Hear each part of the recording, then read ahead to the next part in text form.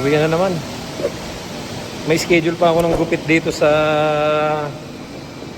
Tommy Guns. Kailangan makaabot tayo. Oh, daming sasakyan ah. Yung mga bisita yata sila boss oh. Oh. Dami nakahanay oh. Parang may party yata dito. Well anyway guys, ang dami pa rin nagko-comment at mga nagme-message sa akin na sir baka pwede mo kaming i-recommend diyan. Mga desperado na sila talaga na ano. Dahil ayaw nilang mapauwi, nahihirapan sila makahanap ng LMIA.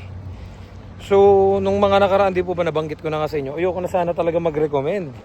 Kaya lang, naagaw yung attention ko nitong mga, may kabatch kasi ako sa Taiwan, nakisabay dun sa nabasa kong message na, ano na lang, ilang buwan na lang yung kanyang working permit. So, ayaw doon sana niyong umuwi ng Pilipinas, may pamilya na rin. So, kahit na paulit-ulit ko na sinabi sa inyo na ayoko na sanang mag-recommend, hindi maiwasang parang, alam mo yung, dahil sa naawa nga ako, kesa naman mapauwi, kahit pa paano magkaroon ng trabaho. Hindi ko naman inililihim sa inyo yung sitwasyon dito. Madalas nga, talagang open book na dito yung mga sinasabi ko sa inyo Talagang, sabi ko nga sa inyo yung mga sitwasyon namin, na walang benefits.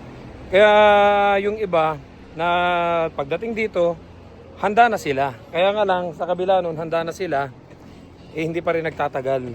And then nabanggit ko nga, dun sa tumawag sa akin na mga nasa ibang province Sinabi ko sa kanila, kasi sabi nila, sir, matanong ko lang, ba't hindi po sila tumatagal?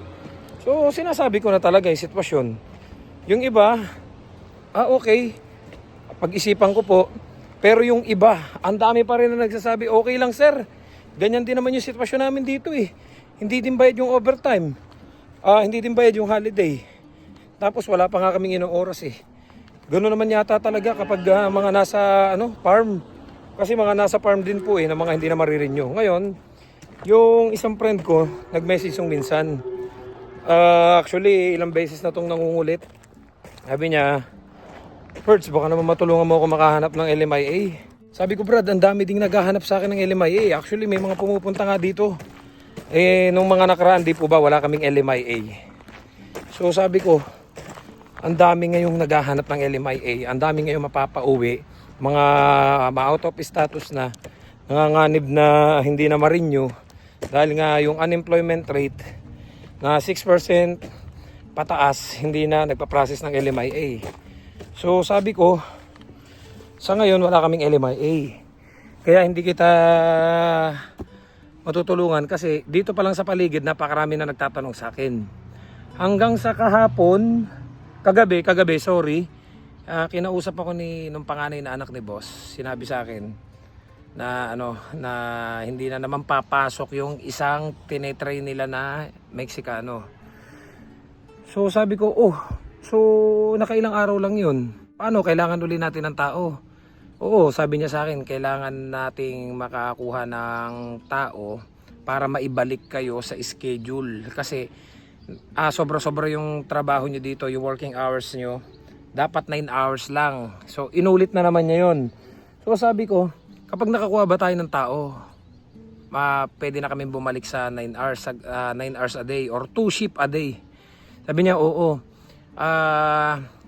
Kaya lang wala nga nagtatagal. Yung iba 1 day lang, 2 days lang, yung iba 1 week lang. Yung iba naman duty ng once a week, tapos yun na, kagaya nung isang Meksikano, parang every Sunday lang siya duty.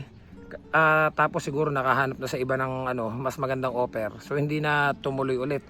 So sabi ko naman sa kanya, di ba nung minsan nagpahanap na rin kayo ng tao, open work permit at PR lang. So sa ngayon, makakapag-offer na daw sila ng LMIA. Sabi ko, sigurado ka ba makakapag-offer kayo ng LMIA? Oo. So biglang sumagi sa isip ko yung mga nagtatanong sa akin ng LMIA.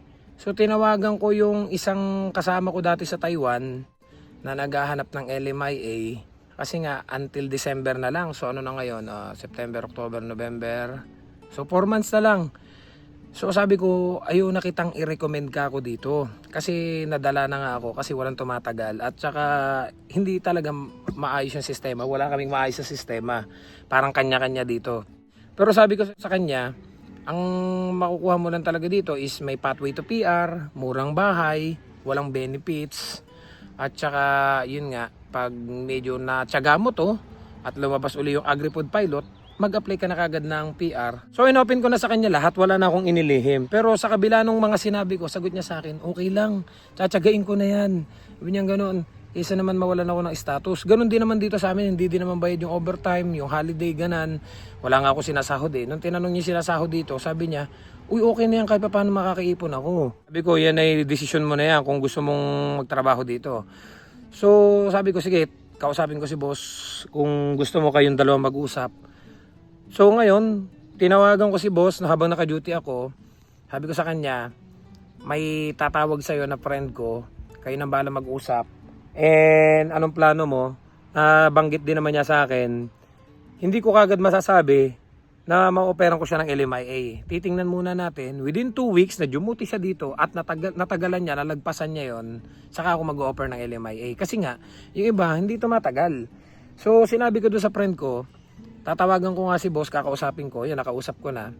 So ngayon, pag uwi ko, tatawagan ko ulit, sasabihin ko sa kanya, tawagan niya si boss kasi humingi ako ng permiso, naibigay yung number ni boss sa kanya. Sabi ko sila na mag-usap. So i-orient ko yung friend ko, kung makuha niya tong trabaho, bahala na siya, walang sisihan. Kasi sabi ko nga sa kanya, wala kami maayos sa sistema. Tinanong niya ako, bakit walang tumatagal? Sinabi ko sa kanya lahat. So sabi ko, kung kaya mo lunukin yung pride mo, kung kaya mong magtiyaga dito para lang magkaroon ka ng status, kasi ganun po talaga eh. Sa dami na nakausap ko dito ng mga temporary workers na dumaan din sa ganyan. Hindi ko kayo ini-encourage na gawin to. Para lang todo sa mga desperadong makahanap ng status, yung mga talagang mapapauwi na ayaw umuwi. Kasi sa totoo lang, sa agriculture kahit pa paano, may chance kayong ma-process ang LMIA. Kaysa mapauwi kayo, kumbaga kumbaga sa Chinese, sa amin sa Taiwan, sabi nga, how ka lang ng how. Dito naman, yes ka na lang ng yes. Palagpasin mo na lang, mga ganon. Trabaho lang tayo, trabaho uwi, trabaho uwi. Saglit na ka? Saglit lang ha? Ay. Saglit lang ha? Yun, so tinawagan ko yung boss namin. Sabi ko, di ba nagkausap tayo kagabi na kailangan mo ng tao? And then natanong kita kung mag-o-offer kayo ng LMIA, sabi mo oo. Ngayon, yung friend ko kako ay until December na lang yung working permit at kailangan niya ng trabaho. Ngayon, nasagot naman niya sa akin, hindi ko magagaranti na opera ko siya ng LMIA. Kasi nga, yung mga na dito, ganun din ang sitwasyon eh. Pumunta rito, magtrabaho muna ng 2 weeks, hindi naman tumatagal. Ngayon, sabi ko sa kanya, we can try yung friend ko. Kung tatagal, kung lalagpas ng 2 weeks. Ang sagot niya sa akin, ngayon, kung lalagpasan niya yung 2 weeks na probationary, saka ko aasikasuhin yung LMIA niya. Yun ang sagot niya sa akin. Gusto mong i-grab o hindi? Kasi sinabi ko na naman sa iyo lahat, di ba? Nagtanong ka kanina. Sabi mo sa akin, Perds, bakit walang tumatagal? Walang trabaho. I-renew kayo pero walang trabaho. Oo, yun. Mahirap yun. Yun nga. Ay, ang inaano ko lang, halimbawa, pag in case ng iba, mga October, magpunta ako dyan, tapos, yun nga. Ay, tapos, October pa? Kaya? October pa? Hindi, alanganin na kasi may mga... Hindi, kung halimbawa, pag sinabi ng boss mo na, next week punta ka, okay lang naman sa akin, walang problema. In case lang, halimbawa, inaano ko lang na, di ba December yung end ko, abot kaya yun. Kung nangyari pa lang sitwasyon nyo, may status kayo pero wala kayong trabaho. Oo, yun. Yun ang mahirap. May status kayo, binigyan kayo ng permit pero wala naman kayong maibigay na trabaho. Oo. Tama yan, maganda yung plano mo. Nagigets ko na yung plano mo.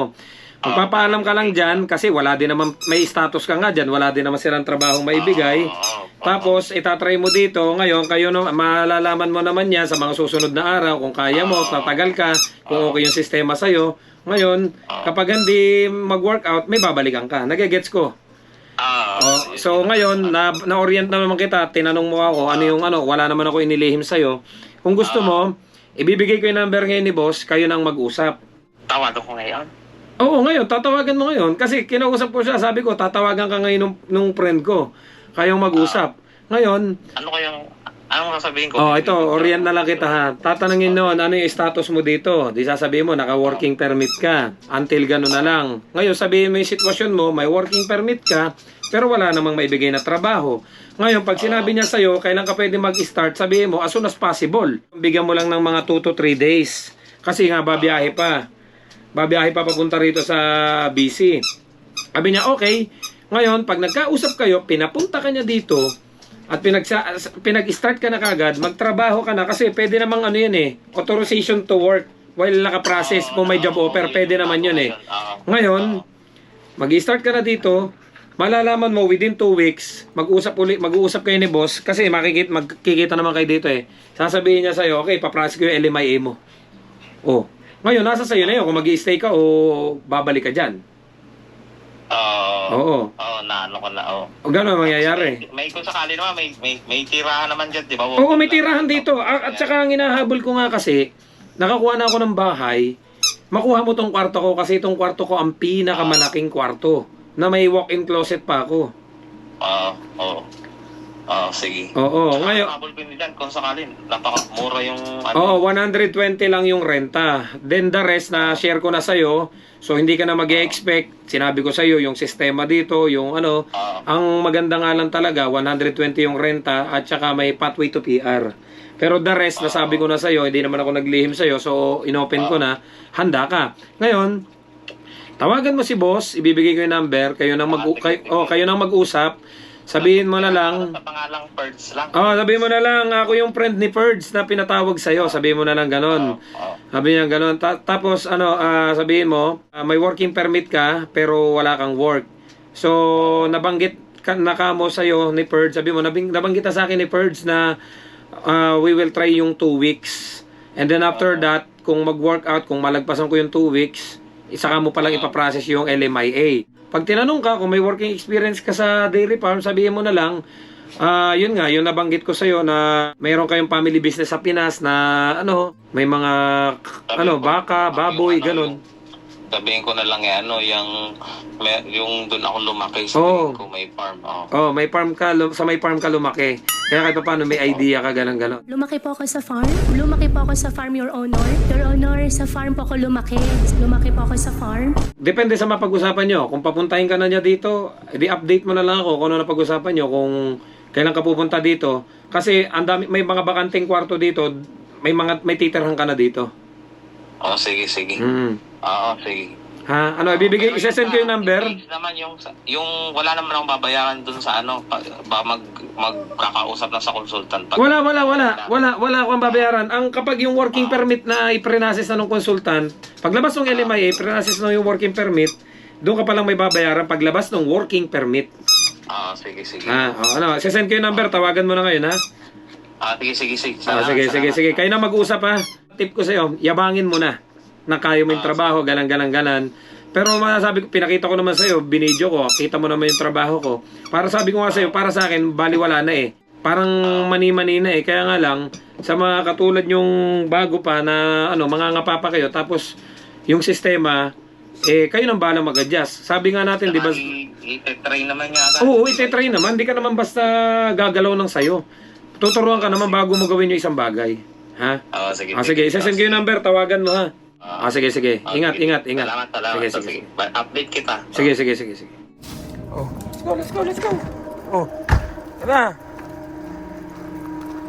Pipi na ikaw bago tayo malis. Pipi na. So, papagupit lang ako dito sa, may Tommy Guns. Yung mga friend natin na ang tagal na gantay ng LMIA. Then, nag-tourist.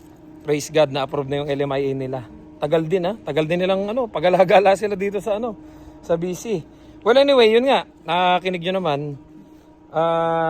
Inorient ko siya, hindi ko inilihim yung sitwasyon namin dito sa farm. So sila yung may gusto niyan. Hindi, sabi ko nga sa inyo, even kayo pinagagalitan nyo na nga ako, Ferds, wag mo nang i-recommend yung company ninyo. Ferds, wag mo nang hikayatin yung mga kababayan natin na makapasok diyan. Sa totoo lang po, hindi ako nang ihikayat. Sa kabila ng mga pagpapaalala ko, sa kabila ng mga sinasabi ko sa vlog, na ganito-ganyan yung sitwasyon namin, marami pa rin ang nagme-message at nagko-comment na gusto makapasok dito. Baliwala sa kanila yung mga sinasabi ko na walang benefits, walang maayos sa sistema, tapos kulang kami sa tulog. Okay lang daw sa kanila yon. Dahil sa pangarap nilang Canada at yung iba na ayaw mapauwi dahil walang status. Well, ito namang kakilala natin, kabatch ko to sa Taiwan. Ang kwento nito na karating na siya dati ng Canada. So nung kabatch ko siya, nagkakwentuhan kami, sabi ko, oh, ex-Canada ka na, bakit ka pa bumalik ng Taiwan? Sa pagkakaalam ko, malungkot daw dito sa Canada. Yun yung kwento niya dati sa akin. So sabi ko, bakit? Liblib daw yung napuntahan niya. So sabi ko, ganun? Malungkot ba sa Canada?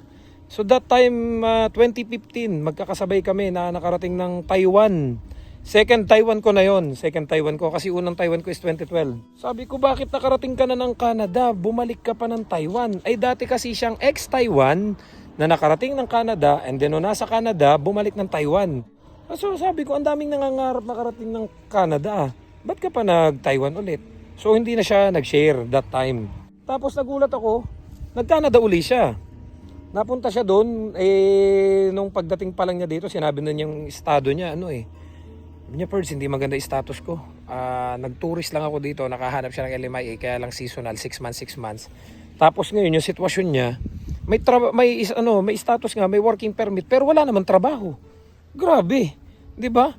So, sa mga kababayan ko dyan, na yung iba hindi kami maunawaan, yung mga sitwasyon namin na ganito, bakit nagtsatsaga, especially do sa mga dumating po dito na naka-open work permit, yung mga ini-sponsor ng mga family na basta na lang lumapag ng Canada, walang kahirap-hirap na kuha yung open work permit, walang kahirap-hirap na kuha yung PR, hindi nyo po kami maunawaan. Sa dami po nang napunta sa akin dito, everyday, mga nakakausap ko sila, yung mga sitwasyon nila, mga temporary workers na hindi na maririnyo. At talagang desperado na silang makahanap ng status. Na kahit na hindi maganda yung sistema, na kahit na naabuso na sila, tsatsagain nila. Mahalaga magkaroon sila ng status dito sa Canada at balang araw makuha yung inaasam nilang permanent residency para makapag-stay sila dito sa Canada at makuha nila yung pamilya nila. So update ko kayo guys kung anong nangyari doon sa kababayan natin na kabatch ko sa Taiwan na planong lumipat dito sa amin. Sabi ko sa kanya, tawagan niya si boss at kung anong mapag-usapan nila kasi malamang sa malamang papuntahin na siya dito at pag-startin na kagad makapagtrabaho. So i-update ko kayo sa mga susunod na araw. So don't forget to subscribe, like, and share this video para kahit paano updated kayo sa mga buhay namin dito sa Canada. Ibinawo ko lang to si Peanut at magpapagupit pa ako sa Tommy Guns. See you guys sa next vlog. I love you all. God bless. Bye-bye.